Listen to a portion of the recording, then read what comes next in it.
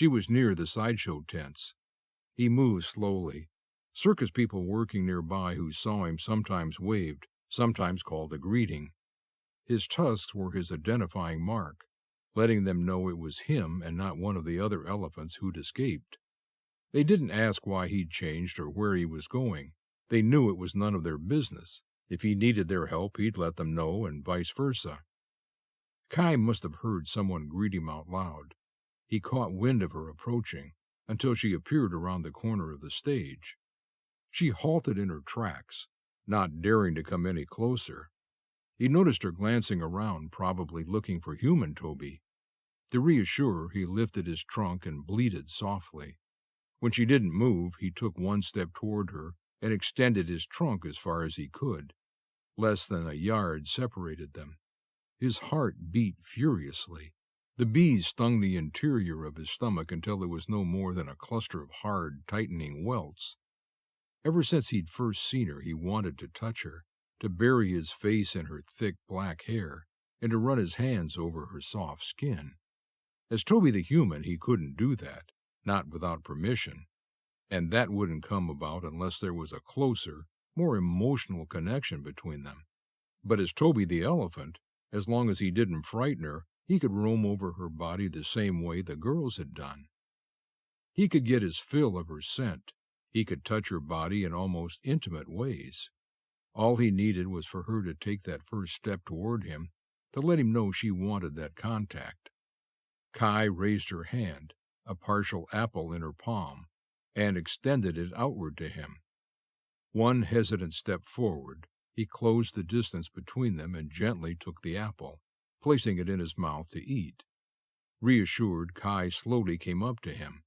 She kept her hands out, palms up to show him she meant him no harm. "Hello, Toby. My name's Kai. You are magnificent.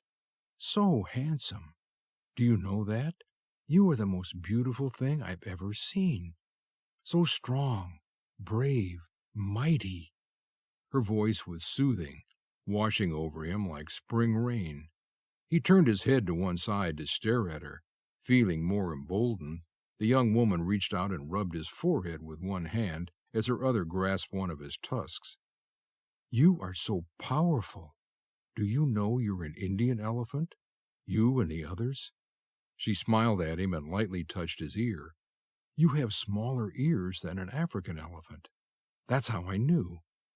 She continued to caress him. At one point she pressed her forehead to his.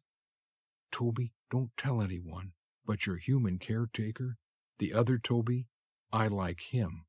I like him a lot, but I don't know. I think there could be something between us, but I get the sense he doesn't feel about me the way I'm starting to feel about him. I feel he's either unsure or shy. Maybe both. Maybe neither. But I want to work with you. I want to work with him. Maybe if he notices I'm not afraid of you, he'll change his mind. I don't know. I'm confused, but I hope to sort it out." She opened her eyes, and Toby saw the glimmer of tears lining her lower lashes. "Just keep this between us, okay? Don't let him know what I told you. It'll be just our little secret." Toby felt his mouth go dry. Should he change now and let her know? Or should he remain as he was? How much longer could he continue to keep her in the dark? Especially now, after she'd confessed she was attracted to his human persona. Lifting the tip of his trunk, he ran it over her head and down to her shoulder, breathing in her unique and wonderful scent. His knees were wobbly, threatening to give way as he fought the need to reveal his secret to her, fighting with himself as he battled his inner turmoil, fighting years of being forced to keep his strangeness under the radar. Kai ran her hand down his tusk once more and kissed his forehead. It was at that moment that he knew he could no longer deceive her. She had to know the truth before it became more complicated, before he lost any chance of having her. Gunshots rang out. At the same instant, the ground at his feet exploded from a bullet's impact.